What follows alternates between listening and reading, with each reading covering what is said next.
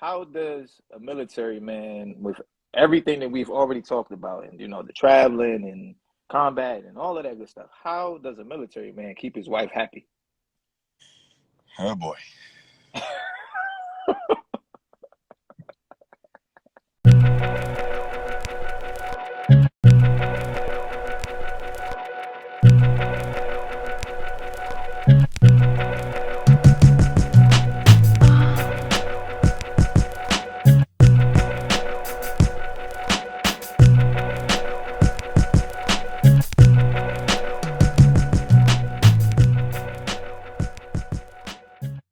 Welcome back to the show. How's everybody doing? Normally I'm on Fridays, but it's Thursday, but this ain't airing until February the 5th, so it's all good. Got a special guest, my man Maz, Bravo Code 0303, military extraordinaire. Maz, welcome to the show, baby. Hey, thanks for the invite. Absolutely not a problem. I always start off with, how long have I known you? Well, I guess I know you at least 13, 14 years, so we known each other for a while. Yeah, I think we joined right around the same time as she. I think you were right behind me, right? Yeah, probably a class or two, because I was in 81. Okay, yeah, I was 78, so. Yeah, so we didn't cross paths in training, but we still pretty close. But I always start off with a basic question. What's up with you? Well, right now it's, with the interesting times that we're at, I'm back on military orders right now, at least until the end of, until the start of April. Another set of orders to deal with is with all the COVID going on. I'm working a test site right now. That's where I'm at. Oh, wow. So y'all be all masked up and everything? For the most part, if I'm like for today, I was actually in the test area, so which you call it the hot zone. So I had Yeah. to don all that extra PPE on and gowns and masks, face shields, Wow. and collect people's samples to make sure it's all set, send them off. So short as the workers, that's where we have to step in. Right. All right, so with the interview, basically, one of the things I really want to do is get some insight from you for young men and women who may be thinking about joining the military, because you're in the Marines, right? So I was in the Marine Corps Okay. up until 2010. Okay. And then spent 5 years trying to go back in. There's a lot of politics involved in that, so that didn't pan out as well as I wanted to. So I ended up doing what a lot of my guys did who were in the Marine Corps, said they switched to the National Guard. So to the Oh, okay. Guard. Okay, cool, Well, cool, that's where cool. I'm at now. It's been almost 3 years. But you started off when you originally enlisted, it was with the Marines, right? Mm-hmm. Okay, cool. So Yeah, let's. I enlisted back in July of 2001. Oh man, so you've been at it for a while. Yeah, if I would have been strong, if I would have stayed all the way through, I could have retired from the Marine Corps last year. Yeah. So. You think you could have made it? Oh, don't. Definitely. It's up if you want to stay in or not. Sometimes there's some forces that, derail that, but that was my goal, was to do 20 years. Mm. That was my goal. Okay, well, let me ask you this. So, what what inherent qualities exist in a good candidate to be a Marine or even just in the military in general?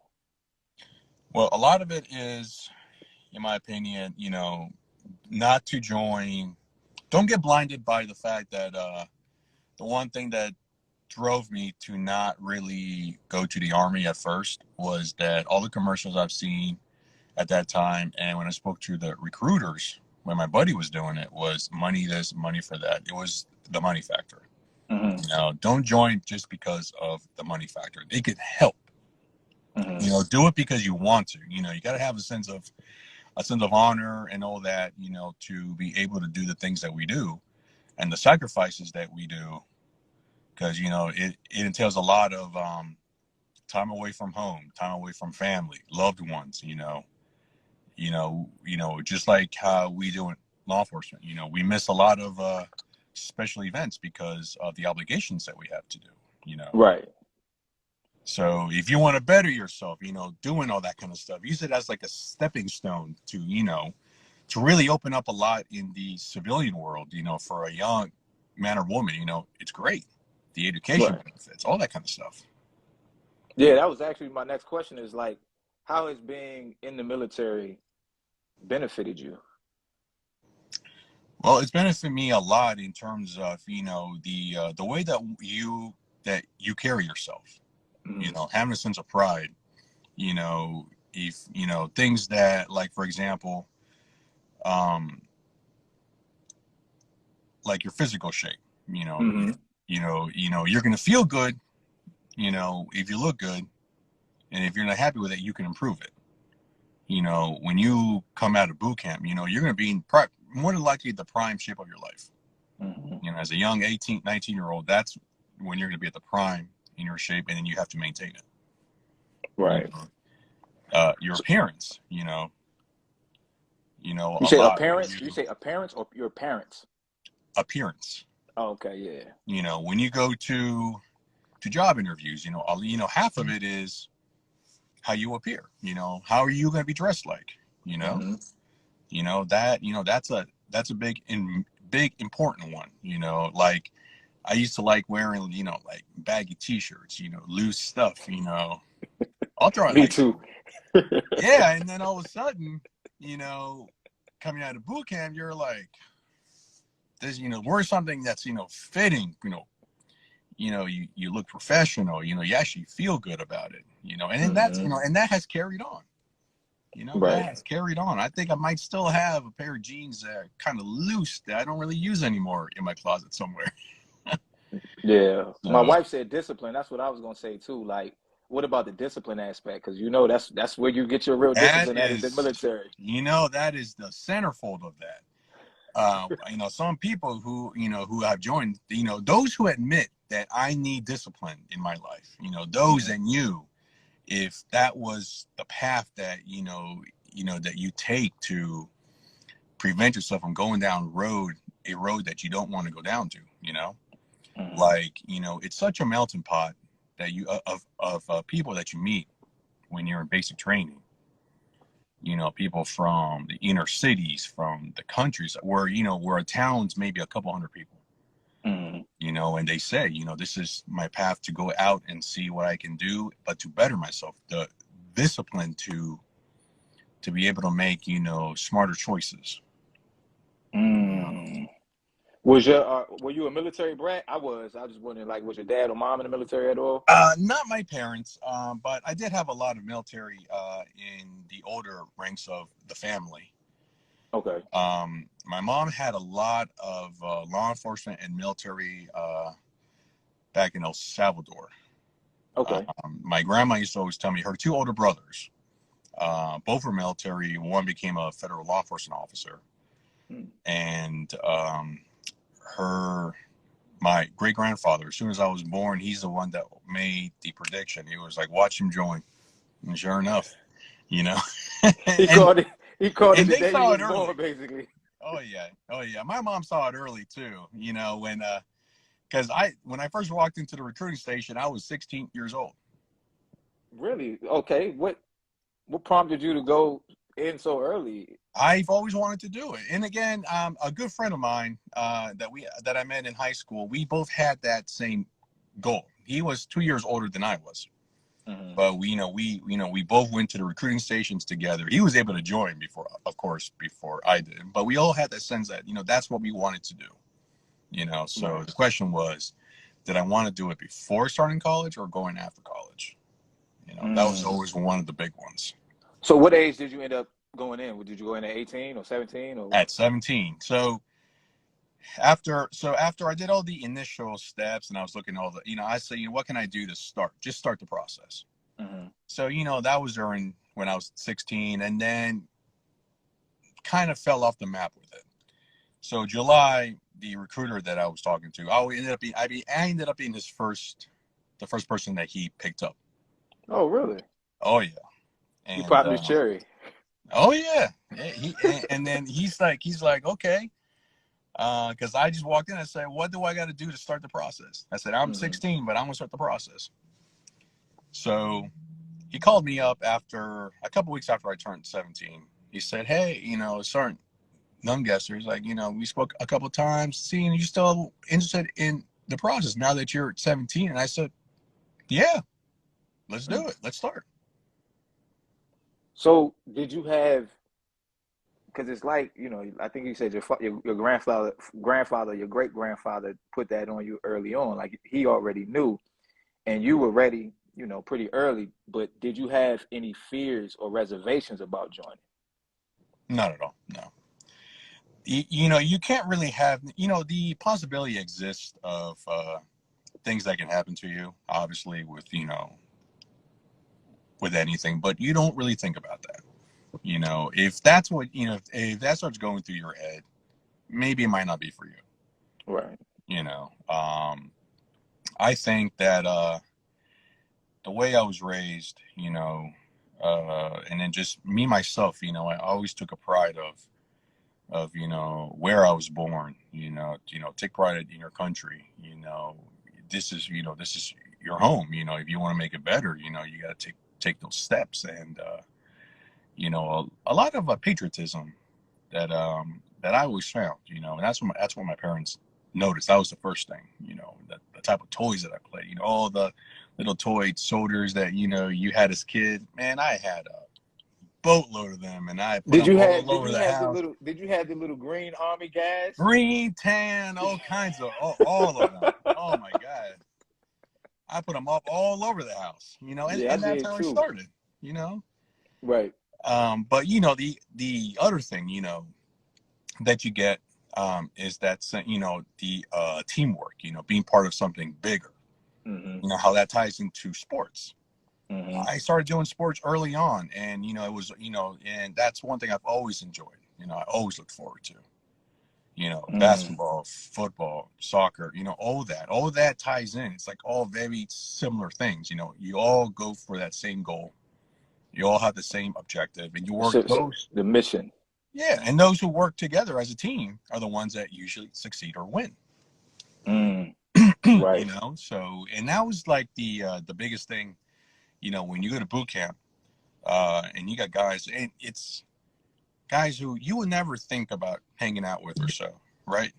Mm-hmm. And you find that the two extreme opposites are the ones that always end up being the best of friends. Right.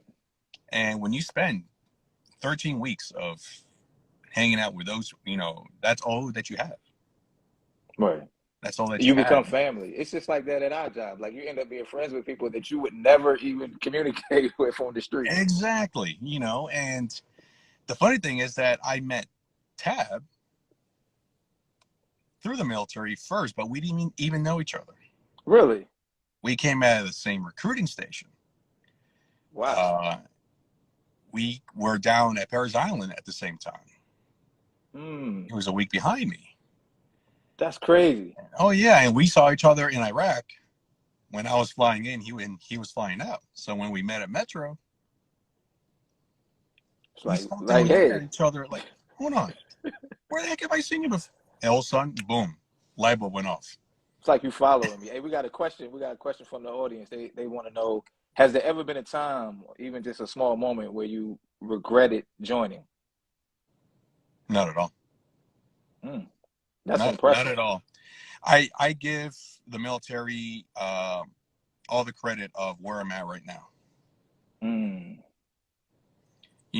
Everybody, from the minute, I think I had maybe a few days after graduation from high school, where everybody's going off to do, beach week and all this kind of stuff. Do this, those pre-college stuff, Right. going out to party.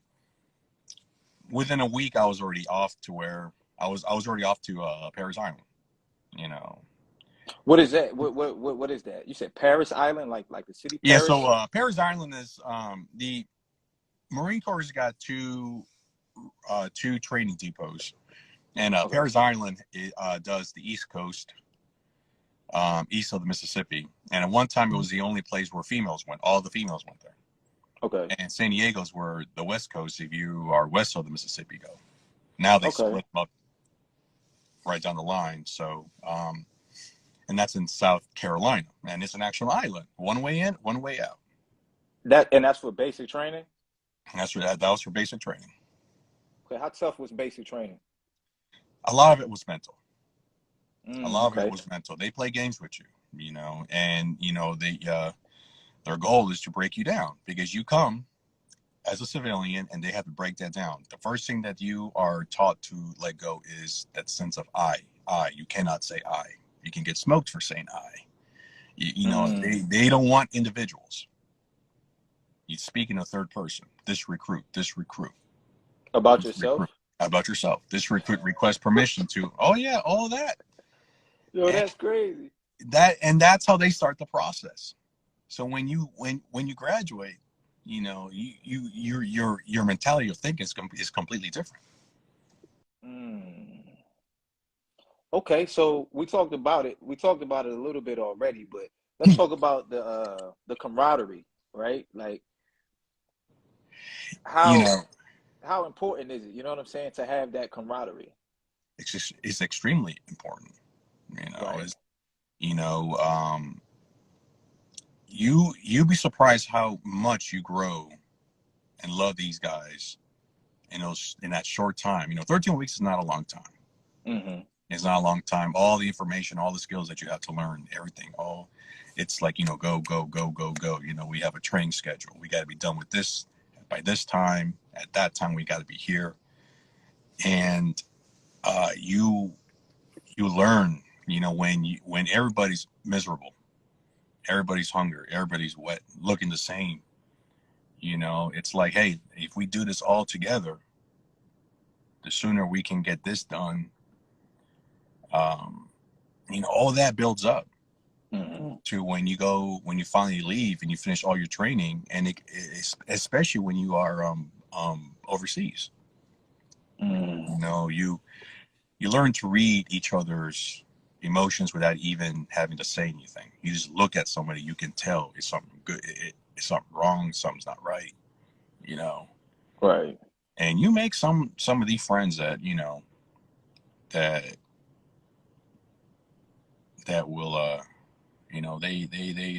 they'll put themselves in danger for you. And Right. likewise, you have complete faith that he'll watch your back, he or she will watch your back, and you do the same. Mm. you know Let me ask you this, because you're a minority. Is the process, not the official process, but just going through the process, is it any different for minorities, or do you find that it's just like, hey, you're a recruit and you're gonna get treated the same way everybody else does? what the with the Marine Corps, uh they were actually the first service to integrate Mm. Really, I didn't know in that. history. um they don't care what you look like, they don't care what your beliefs are. At the end of the day, we're all wearing the same thing. We're all green. Mm-hmm. Um, and that's one of the main things why you have the type of camaraderie that we have in the Marine Corps is, I would say, tighter than anything else, than all the other branches. Why is that? Why is the Marine? Why do the Marines have the tighter camaraderie? So we have the higher requirements to join. Okay. We have tougher PT standards that we have to meet. Um, we are no, you do more with less. We don't focus on what we don't have. We focus on what we have and how we are best going to use what we have on hand to accomplish what we have to do. Mm. The all of my all of my drill instructors were actually minorities. You know. Really? Oh yeah, all three of them. Actually, we ended up having four. It's normally three, but we had four. Um, Y'all got the extra. Y'all got the extra guy in there too. so we added a fourth one, and he just became one, so he joined us so he can get his experience in. Mm. And so it was our senior drill instructor was like a 6'4", 6'5" black guy from the South, Staff Sergeant Daughtry. Mm. I mean, the size of my torso was what his thigh was. He was, oh yeah. but he had such a quality in terms of he had passion in training. He was exactly where he was supposed to be. He can take us in the most down of times, and he always made time for us, whether it would be for 5 minutes or an hour. He always had us motivated to keep going. He said, "Look," he's like, there are many times when you're down there, whether you're getting smoked or you're in the mud, doing this, trying to figure out how you're going to get this done, and you're like, "Why did I sign my name on that dotted line?" You're like, That's this the moment. sucks. That's the moment my wife was asking about. Is that the point where you regret? You be like, oh, maybe I shouldn't have done this. There was a lot of moments like that. There's a lot of moments, and where we all talk like that. But then he always, I don't know what it was, but he just always got us motivated. One of his biggest thing was doing drill. The movements. When everybody moves at once, rifles be moving at the same time, and you hear that pop, but all in unison. It was 80-something of us, and when you hear that all at once, it Something sends special. chills down your spine, because you're like, whew, sounds beautiful.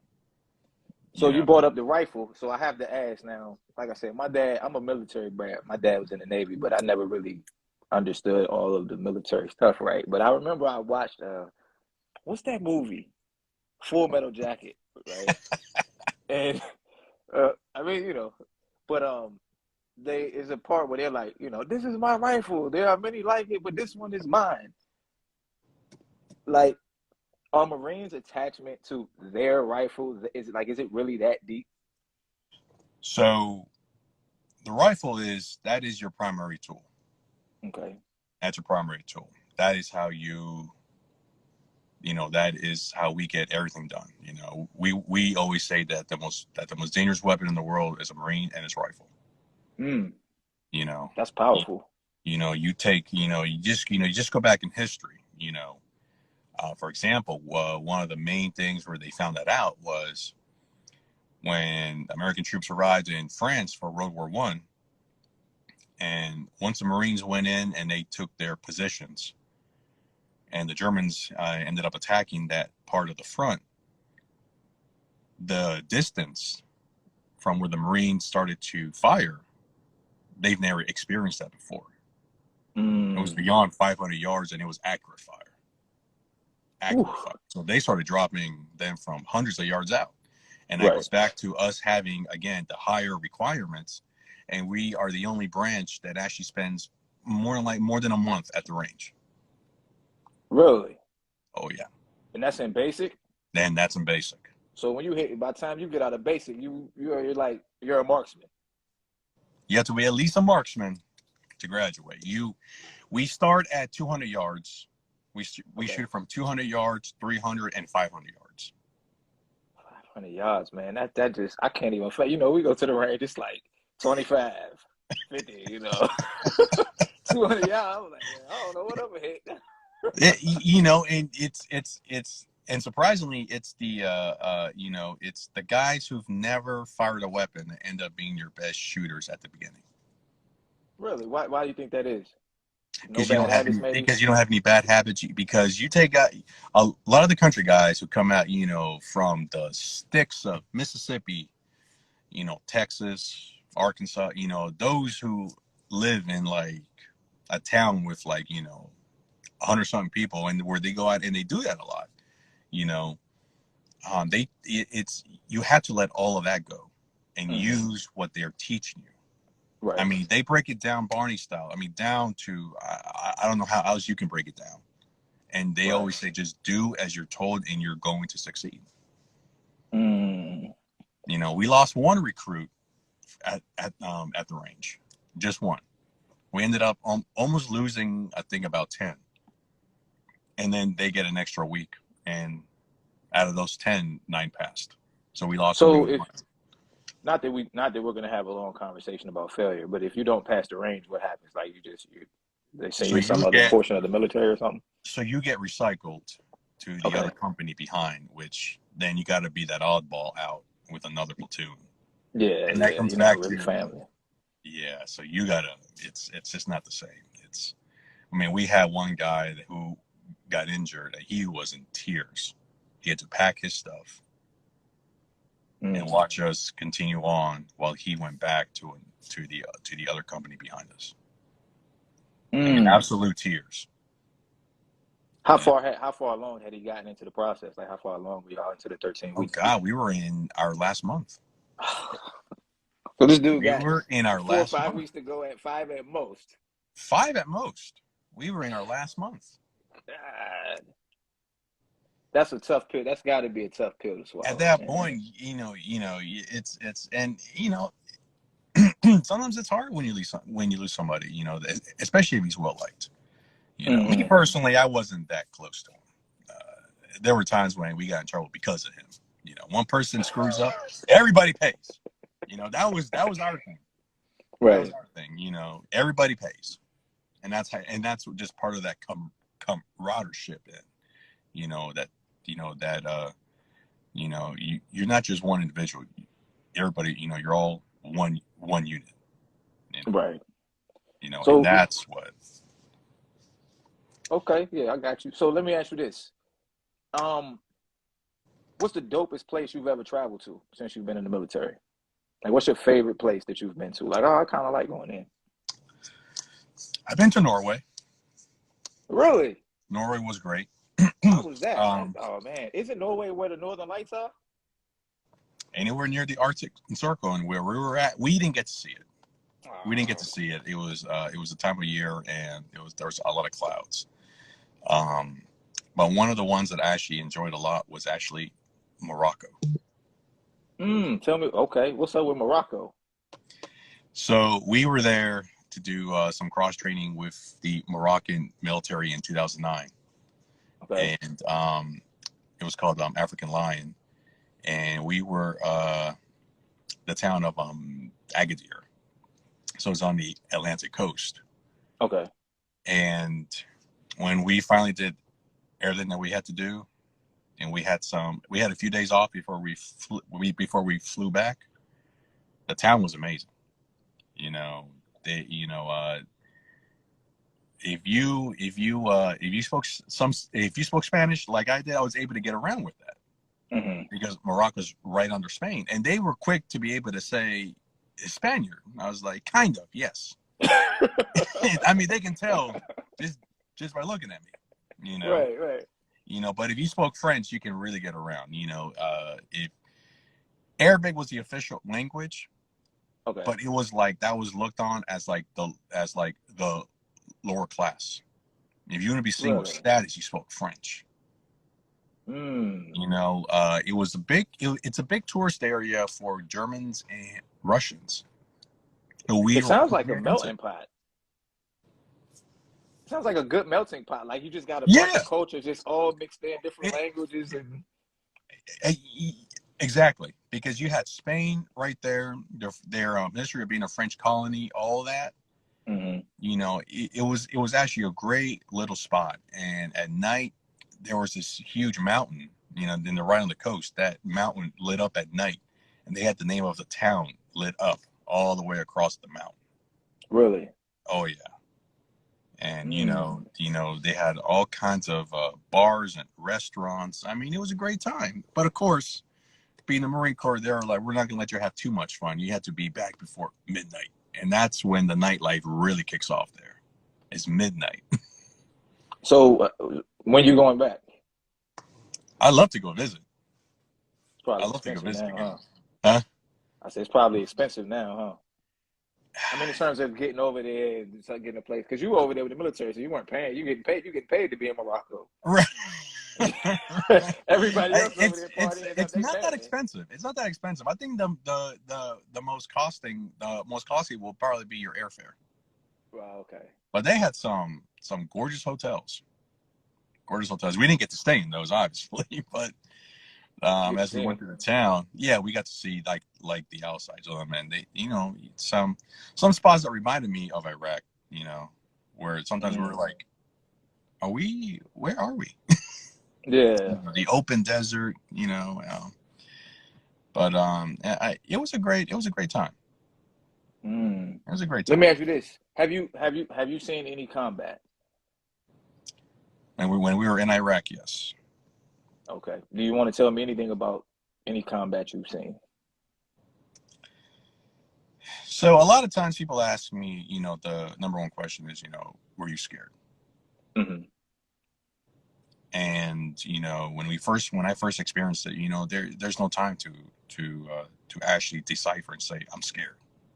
Okay. You know, that's where everything, going back from boot camp, where being disciplined, being able to, I mean, you'll be doing things that you're not even thinking about it. Hmm.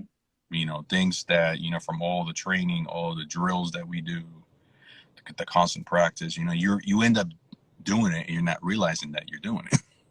Right. The you know training, your training kicks in. the training kicks in just like from just like how we do Right. here. Um sometimes when you go back after it's said and done, when you start saying to yourself, what if this happened? Hmm. That's when some of the fear comes in. There's always going to be fear. Right. There's always going to be fear. um but the what always sucked was that not knowing when it's going to happen. You'll be talking Hmm. to somebody, next thing you know they might not be there again. That's one of the major problems with, if you ask me, in terms of PTSD. Hmm. Is how quickly you can lose friends and all that. But when you're there, there's no time to mourn. Right. Here we have that option. Over there, it's like you got to get the mission done first, and we mourn later. Yeah, that's amazing. We salute you for that Mhm. because that's deep stuff.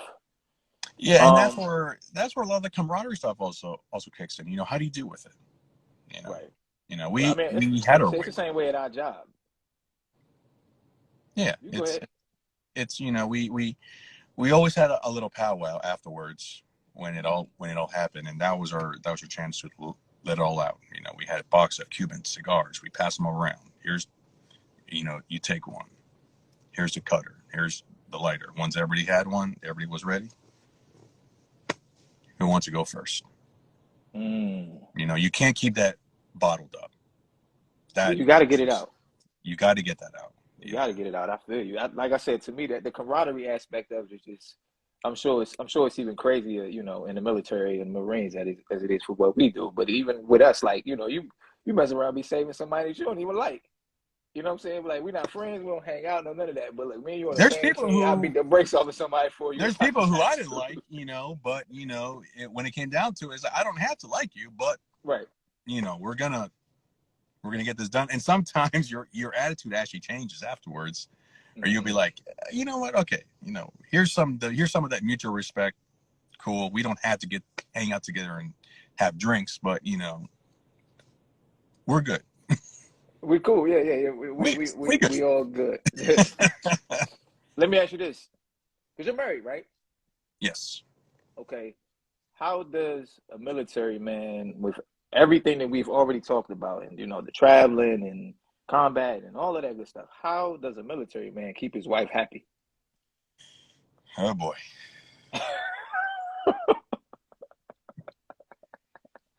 You know, it's hard. Okay. It's hard. There was before we deployed, a lot of guys were getting married. Hmm. A lot of guys were getting married, and quite a few of those marriages did not last. Right. Um, I made the point, I wasn't attached to anybody then. I was like talking to somebody, but I told myself I'm not going to put myself in that spot because for me, I didn't want a distraction. Right. And there's guys who, a lot of it depends on how much you can communicate with your spouse. You know, uh, a lot of it, having trust, because one of the biggest issues is when one or the other is not home, the infidelity that can spawn from it. Hmm. That I know some guys are having money issues being overseas because the spouse is not there, so they're trying to do other things to occupy themselves, and sometimes they end up going shopping a little too much, bringing Yeah. spending more than what you and there was one he was a high ranking officer, and he was yelling at his wife because she was spending more than he was bringing in, Mm. a lot more than what I was making. Right, right, right. You Well, know, they say, I think they say like the number one cause for divorce is like financial reasons. So, it's hard. It's if you can find that balance, it's good. But then the if you get stationed in some of these, like not like a lot of military bases are not going to be in the most desirable places right, right. in the country or in the world. Like right now, I think the worst base overall, from what I heard, was Fort Polk in Louisiana. Just everything about it, just the base is not looking nice. No one's gonna want to be there. How are the facilities? Is the commissary looking nice? Is it clean? The first time I went to the commissary for the Naval Academy, it was old. The lights were not Hmm. great. It was like I was like, is this really a commissary for the Naval Academy? Right. And then when I went back in, they redid it. It's huge, beautiful, Hmm. and I'm sure people who are stationed there, are happy with it. Um, when you get stationed, some of the, like for example, up in the Dakotas, what is there to do? So I've been to Ellsworth. Mm-hmm. My the summer before I went to the sixth grade, I think my uncle was stationed out there. So we actually drove from DC to South Dakota, and I was just like, yo, like there's nothing here. Absolutely nothing. Now, the cool thing is that I can't say this. I got to see Mount Rushmore. You know what I'm saying? Okay. And I Yeah. and I was like, yo, this is. I didn't realize how tight it was at the time, but as I go through life when I talk to people, I'm like, yeah, I've actually seen Mount Rushmore, which is kind of dope. I mean, you get there and you look up, and you're like, wow, like somebody actually carved that. That's cool. But there was nothing out there. You're right. I was just like, oh, dude, like this is terrible. But we were visiting family, so that made it, better. Whatever. Boredom is such an enemy. Yeah. Boredom, Yeah. and especially and a lot of times, if you have a good support system, a lot of times within your own unit, the spouses will get together, and Mm-hmm. they will help each other, especially when your units deploy. Mm-hmm. You have one that usually takes charge, and he or she, will be like the ringleader. They will take charge. If anybody needs help with something, they know where to go. Somebody knows how to deal with this. Somebody else knows how to deal with that. With the kids and all that. If you ever need help with the kids, I'll help you watch them. Uh, Jobs for spouses, for military spouses, that's always tough because you don't know how long you're going to be at these bases. Right. You Right. know, how often are you going to move? That Mm. was one main thing why I did not go active duty right away, because I didn't want to do that. Right. I didn't want to put somebody else through I worked at the commissary for 9 years on that. Andrews. You told me that. Yeah, and I lived we moved to Andrews and when I was like right before I turned 3. So I lived in the same house on Andrews Air Force Base for 11 years, and they tried to make us move a couple times, but my mom had some issues going on. So her doctors was like, nah, relocating isn't a good thing. So we kind of were able to just skate on through. You lose friends though. Like Yeah, I yeah, was I was that's stationary, but all my friends moved away. see, and that's rough. For kids especially going to new schools. How often do you get to switch schools? Right. It's Right. not easy. Not all of them can cope with it, and that's a sad thing. And So it leads kids, I to think a lot of issues. kids need stability. That's what's hard to have, is that stability at home. But do you have some that that were active duty, but their family stayed at home, like in their Hmm. home state, and Yeah. they didn't come with them. It was like a sacrifice that they took. Like this one guy, he lived in a trailer.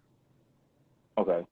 He kept his costs down, but even though he wasn't at home, he'll go home as often as he could. Right. But that's what he did. Because he said he didn't want to have his family pack up and move every few years, have his Right. kids change schools every few years. Sometimes it works, sometimes it doesn't. But then, you sacrifice time with your family. Right. That's the sacrifice. Now you got teenagers, right? You got teenagers? I got one teenager. She's Okay. 14, and then I Okay. have three boys. One 11, 8, and 6. Okay. Cool. Cool. Cool. So you really are a family man. So let me ask you this: like, how does being a military man affect your relationship with your kids? And are you the dad that's like, oh, you effed up, drop and give me 20? It's when the boys get a little bit older, it's going to come to that. Okay. Oh, they got. It's going to come to that. You got to pay your debt if you do something wrong, especially if you know you're not supposed to be doing that. There's been a lot of times that I've missed a lot of birthdays, a lot of, holidays or so, because obligations that, force you to have those take a back seat. Mm-hmm. Last year I was at a school for the Army, and I had to miss my son's birthday because it was right in the middle of it, and there's nothing I can do about it. And you just Yeah. tell them, look, I'm going for this, I'm going to be gone during these times. A lot of times when they go for like quick little beach vacations or so, the boys will ask me, are you coming? I can't. Mm. I can't. I gotta stay, or because I have this going on, or or I'm going out of town, and I won't be here. My first baby shower for my son, I missed that. Wow, man. That's After the after my sacrifice you wife talk about. already after she rescheduled it the first time, and the military ended up moving that day to the new date. So the day of the shower, I was on a plane to Alaska for 2 weeks, Mm. and she was 8 months pregnant. And unhappy. So things like that. I had to wait and just look at pictures. Yeah. Um, so things at school. Can I go? No, I can't because I'm going to be here. Mm. A Well, lot we of we it's definitely just salute you for that, because that's the kids. I mean, that's really what you want to be. Those are the moments you want to be there. Like, I'd right, rather be here with my kids. right, and a lot of it's just trying to make them understand, why you have to go and do this. Hmm. Like when they say why, and I say because I don't have that ability to. You just can't say no. It's an obligation that you have to fulfill. And sometimes most of the time they'll be like, okay. Yeah. Maybe my 11-year-old, he'll ask me more questions and more in-depth questions. Hmm. So then sometimes he'll understand, sometimes he won't. Right. But I don't think I've had really any negative backlash from them because of that. Most of Hmm. them know, when I have to go or they see me packing my stuff, they'll know. Right. So, more importantly, they'll ask, when will you be back? Sometimes I'll know, sometimes I won't. Mm. So, So let's get into because we got about 15 minutes left, right?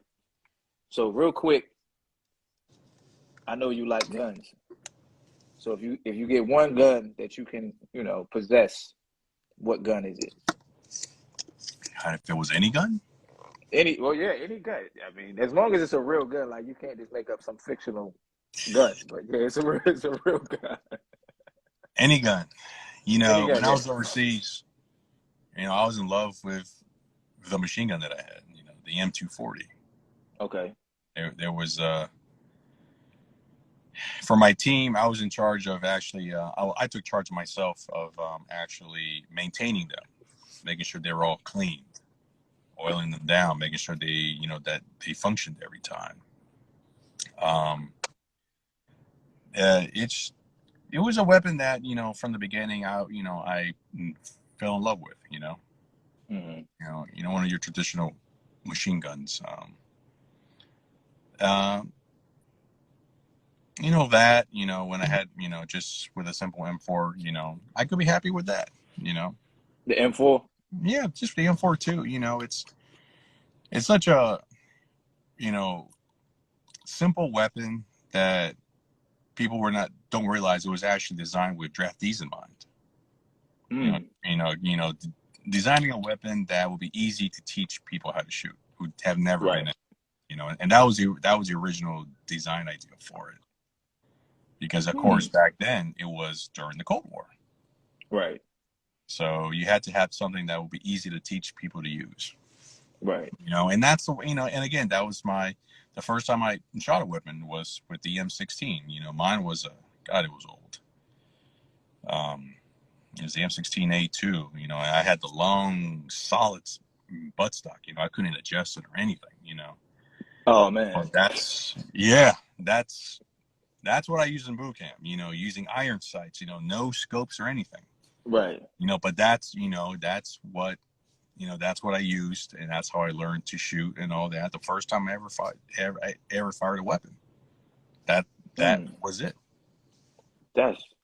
That's crazy. So what was it? I know you said the M4. What was it before the M4? We said M420 or M240? The M240. M240. My number's 240. There you Real. go. You see? And my first There you name's go. Marcello, so I might have to go get a tattoo or something. You had to take me out to shoot one if we can find one. Oh man, if we can find Right? one, Yeah, if we can we find gotta one. keep it But look, hush hush. oh yeah, well, hey, it's all good. Well, this is going on YouTube, so we're not gonna do that. We're gonna shoot. We're gonna shoot what we're supposed to shoot. You know what? We find a range that has one. We will go shoot one. All right, I'll look for one. You look for one, and we'll let each other know. So Sounds like a plan on I that don't one. know how often you watch. I don't know if you've ever seen my show the whole way through. You seen clips or whatever, but I always ask my guests to give me their top five. So I want you to tell me five people, dead or alive, real or fictional, that you would like to sit down and have a conversation with. One would be Chesty Puller. Who is that? Chesty Puller was a Marine officer. He was a legend in Okay. the Marine Corps. He was the only Marine to have won 5 Navy crosses. Okay. 5 Navy crosses. But he bought that life. He was in for, I think he joined in, I think the 20s maybe. Okay. And he was all the way through, all the way to the end of the Korean War. And he he tried to be sent to Vietnam, but they would not send him. He was inspirational leader that you learn early on who he was, what he did to inspire his Marines. He had his nickname Chesty. So the way his chest was, it all came out. There were plenty of stories about it, like someone say, oh, he was injured, so they put this huge metal plate in his chest. That's why his chest is all so out that way. How, all how do kinds you of how things. do you spell his name? Because I want to look him up when I'm done. Lewis, Lewis, Lewis, Hmm. and Chesty was his nickname, and Okay. Puller, Puller. Okay. Yeah, I wrote Chesty. I had Chesty right. Okay. Who else you got? You got Chesty Puller. Who else you got?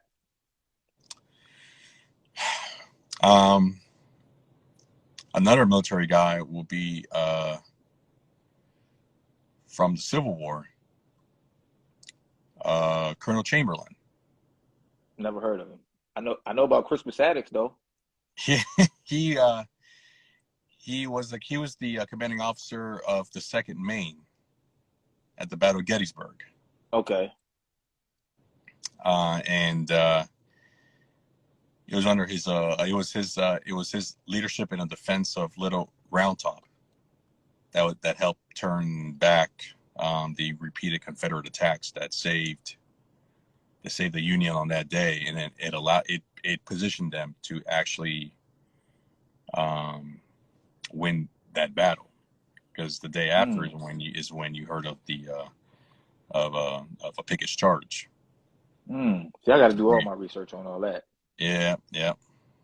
He was one of those from that time that I would love to have a conversation with, because he was an educated man. He taught at Mm. college. He taught at Bowdoin College. Really? Yep. And then I found out he spoke like he spoke like 5 languages, and one of them was Arabic back in the 1860s. Yo, that's crazy. Exactly. Like, how did there was no internet. There was no internet, so you had to do some kind of traveling or education from somewhere that you learned Arabic. Right. So and that was I found that to be pretty amazing. Okay, who else you got? That's 2. Uh, in terms of the sports world, I was always inspired when I played football by Dan Marino. Really? I like Dan. I always thought Dan Marino was a cool guy. You know what I'm Dan the saying? man. It's when I first played football, it was flag football, Mm-hmm. and as we're going back to like the mid '90s or so, and it just happened that my team was the Dolphins, and I had number 13. And Oh. one of the first positions that I started playing was quarterback. Mm-hmm. And so then when I actually found out, I was like, oh, professional football. Oh snap! There's actually a team called the Dolphins, and sure enough, that's the reason why I became a Dolphins fan. Dan Marino never won a Super Bowl, did he? No. That's sad, man. Because Dan Everybody said he is a deserved to beast, win yo. one. He deserved to Yeah. win one, and he went to one when they lost to the Niners. He went to one. Did he? Did the Dolphins? Was he? Because I know the Washington football team and the Dolphins have met in the Super Bowl more than once, I think. But I'm Twice, assuming I he think. wasn't. At least twice. Yeah. At least twice. The Dolphins won 2, and one of them was against the Redskins Okay. back then. Don Shula was still coaching, I think. Yeah, that's what I was thinking. But Don Shula, he coached Dan Marino, right? Oh yeah. That's what I'm thinking. Oh, Oh yeah. I have to look it up. Who's your number 4? Let's see. Um,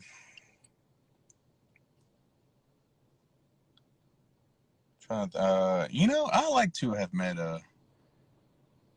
Leonidas, the real King Leonidas. You mean like from the 300?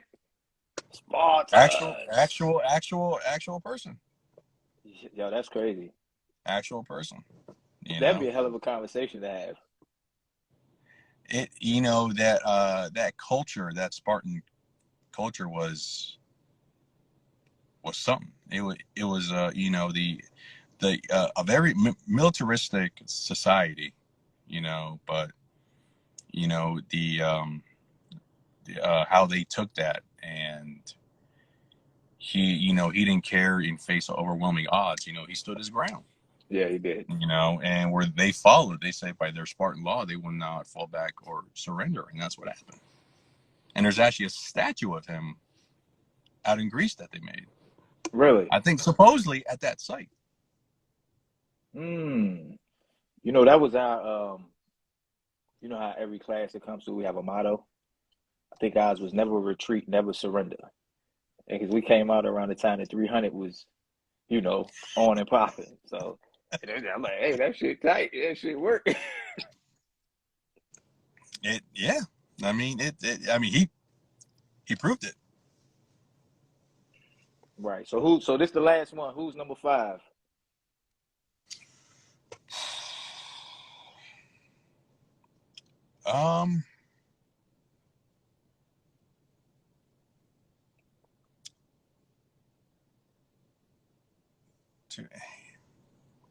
Julius The hard Caesar. one. Really? Julius So Caesar. real quick, I want to tell you something. So I want to pick up some food earlier, and I was thinking about a conversation I had with my brother-in-law about how in history we only learn about the really popular people, right?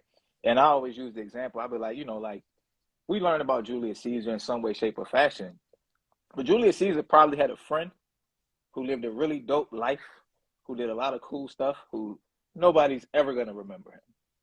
And I was just thinking about how life is like that. Like the people who reach the very tip top of the pinnacle get remembered, and everybody else just kind of just dissipates into nothingness. But that's neither here nor there. Julius Caesar. Why Caesar? they said he had such an ability to inspire the men under him. They followed him fanatically. Mm-hmm. The reason why he was able to get himself into the position that he was in history, is he he shared all of their hardships. Mm-hmm. When a lot of times when we see, where the person in charge might not always be there with you doing the actual work, or so they might be somewhere nice and cushy. They might be inside a room, AC, heat, Calling the shots from afar. Exactly. But Mm-hmm. not him. He was always up there, up front. Mm. He fought with his guys. Right. He was able to, just the type of savviness that he did, to be able to make decisions that nowadays people are afraid to do. Mm. Make a decision. Will Kobe Bryant say a different animal but the same beast or something like that? I don't know. It's the commercial with Kanye. Just right along those lines. Mm. Right So along those lines. He shared everything with them. So if if you're willing to follow, you would more than likely follow somebody who shares your hardships because they know what you're going through. right, it Than builds that somebody who's not. trust. And that's what it was: trust, loyalty. That's why he would always be remembered. Right. So before we go, I always give my guests an opportunity to ask me a question. Do you have any questions for me before we sign off? How did you love the military life as a dependent? Oh man, being a military brat is it's cool, right? Because we came up in a time where, I mean, like we would stay out real late at night playing. It was a bunch of us, man. We used to play all kinds of different hide and seek games. Like, we call it vampire. Two people are the vampires to start, and the other 16 of us are running around the neighborhood. And we would be like all over the base, man. And our parents never worried about it. So we were free, genuinely free to be kids. Being a military kid back then, you really had the opportunity to be a kid. You didn't have any real worries unless something was going on in your house. But outside of the house, everything was just cool. The only downside to it was that all your friends move away eventually. And, if you're lucky, you have one or two that you're able to keep in contact with, or that may come at the tail end of your parents getting out and you're able to maintain that relationship with them. But Yeah. I mean, for me and my sister, like, man, being a military brat was cool. It gave us access. Like, there was no, oh, you can't get this medical care. Like, nah, you just went over to Malcolm Grove and they patched you up and you was good. You know what I'm saying? So, this, it was cool for me. I absolutely enjoyed it. You know what I'm saying? So, but yeah, man, look, Maz, I appreciate you coming on with me, man. Um, your insight, you've been very insightful. I wish you all the best in all your endeavors. I do have one more question. So, how much longer will you be in the military in some capacity? So my goal is to do my 20 years. So I had my 10 in the Marine Corps. I had 10 more to go when I joined the Guard. Okay. So right now, I have about a good 7 years or so, 7 years left. Oh, that'll fly by, man. That'll fly by. Appreciate it, Red Mountain Resale. Um, yeah, so that's what's up, brother. If we family, you got my number. If you need anything, hit me up. You part of the What's Up With You family now. I got another show that I'm doing tomorrow. So your show is going to premiere on YouTube on February the 5th. But I'm probably going to edit it tonight. So what I'm going to do is I'm going to send you the Dropbox link, so you can have it. But everybody else will see it. You'll be the first Saturday in February. Cool with that? I'm good with that, brother. My man, I don't know if I'm allowed to say this when I sign off, but I've always wanted to say it. So simplify. Do or die. Hoorah. My man. Peace. Later, brother.